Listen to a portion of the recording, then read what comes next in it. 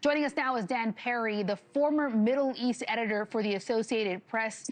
Dan, a lot of news happening in the last hour or two as the president is now saying that a deal is going to be signed. You got the Pakistani prime minister saying it's going to be an electronic ceremony. We haven't heard from Iran since the president's post on Truth Social, but earlier in the day, as I mentioned a moment ago, they said that's not happening. How do you square all this, and what's the real probability of a deal 24 hours or so from now? In a way, it's anyone's guess, but in another way, you can sort of see what's happening because Trump has this habit of trying to will into being deals that might look good enough to his constituents and to the American public. And in this case, he needs something on a nuclear issue. He's already given up on everything else. He's given up on the ballistic missile program. He's given up on Iran's terrorist proxies throughout the region. He's given up on democratic reforms and punishing the regime for the massacres in January, the reason he went to war. All he's asking for is a nuclear file, and Iran is not even giving him that. So Trump is simply saying that the deal includes that. This reminds me a little bit of what happened with Gaza in September, where the 20-point plan was great. But the critical point in the plan was that Hamas disarms. Without that, not only would Israel not have signed, but nothing good would proceed to happen. All the other points, the reconstruction of Gaza, none of it could happen. The problem was Hamas did not agree, yet Trump said they did. And here we are 6 months later, pretty much, or more, and Hamas is not just not disarmed, but is getting stronger. I see a version of that here. What may well be signed tomorrow or whenever is a framework in which in the first phase, Iran opens or reopens the Straits of Hormuz, which were not closed before the war, so that's not a big accomplishment. And in return, they get sanctions relief and unfrozen assets potentially worth tens of billions, if not more. The thing we're hearing is that it'll be 300 billion by the end of it. That gives the regime all kinds of new life before they've given up anything on the nukes. Now, they're going to talk about the nukes over the course of 60 days, but Iran, it appears, hasn't agreed to anything. Now we have to wait because nothing is clear, and none of the sides here are particularly known for telling the truth. But Iran's denials are pretty clear, and my assessment is that whereas they may agree to discuss returning the enriched uranium and ending the program, that hasn't been agreed yet. Yeah, and by almost all accounts, the people that we've spoken to your point, that is probably not going to be in the first version of a deal that, according to the president, will be signed tomorrow. We'll know probably for sure in 24 hours if, in fact, that deal is signed. But let me ask you this, because there's a lot of concern and questions over who are we negotiating with, really. We know Iran confirmed that a funeral for its supreme leader is going to start on July 4th. If there's been this change in the nation's leadership, how can the U.S. make sure that it is negotiating with people who can actually deliver on an agreement? And I say that specifically over, especially in light of the last 24 hours, we saw these drone attacks in the Strait of Hormuz, and there's some concern. Is that a different faction or the same faction of the Iranian regime that we're negotiating with? I think what America can do is talk to the IRGC, who's really in charge here. Now, do they really have total control over everyone? In a way, the U.S. doesn't really want them to, because even if the deal is signed, we'd still be hoping that in the fullness of time, the regime would fall apart. And that indeed is possible, just not in the short term, as Netanyahu and Trump had hoped.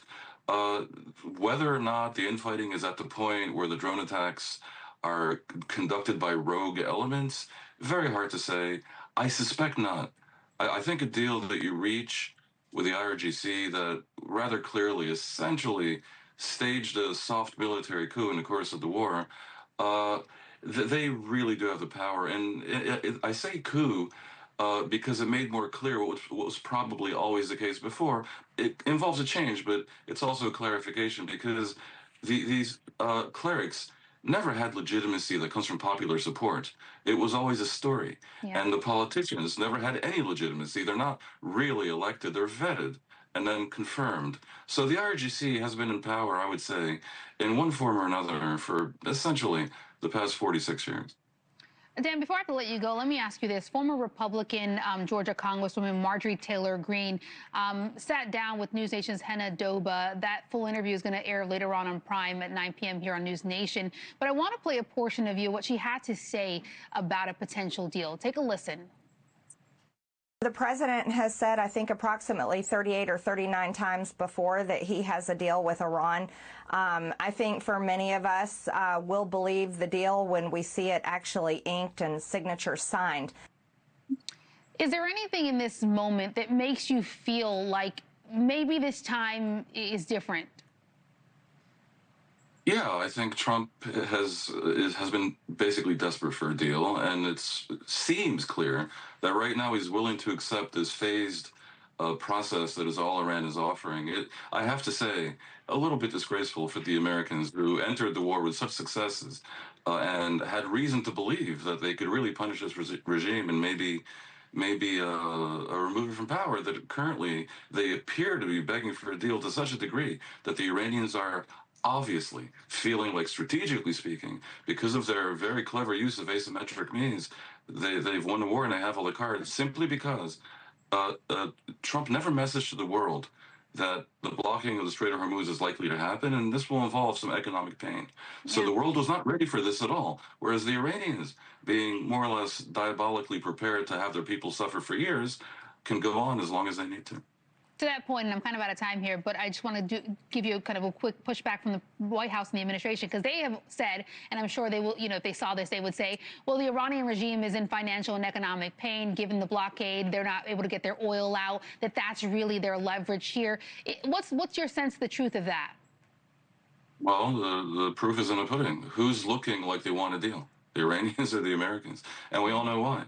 With the midterms coming, Trump would become very much a lame duck, facing investigations and impeachments if he loses both houses of Congress. I think that's driving events. And also, Trump went to this war without having the allies on side. So the entire world is pressuring the United States to end what has become, in effect, an economic war and not a kinetic military one. We were never prepared for this, even though in the early stages of the war, Israel and the U.S., based largely on phenomenal Israeli intelligence, appeared to be having astounding success. This is a case, I think, of snatching defeat from the jaws of victory. Yeah, it's a situation we're going to continue to follow. To your point, there's a lot of criticism, a lot of concern of what the deal actually looks like. According to the president, we'll get insight to that in 24 hours or so when a deal, according to him, is signed with Iran, at least part one of it. Dan Perry, always appreciate your insight and your perspective. Thank you.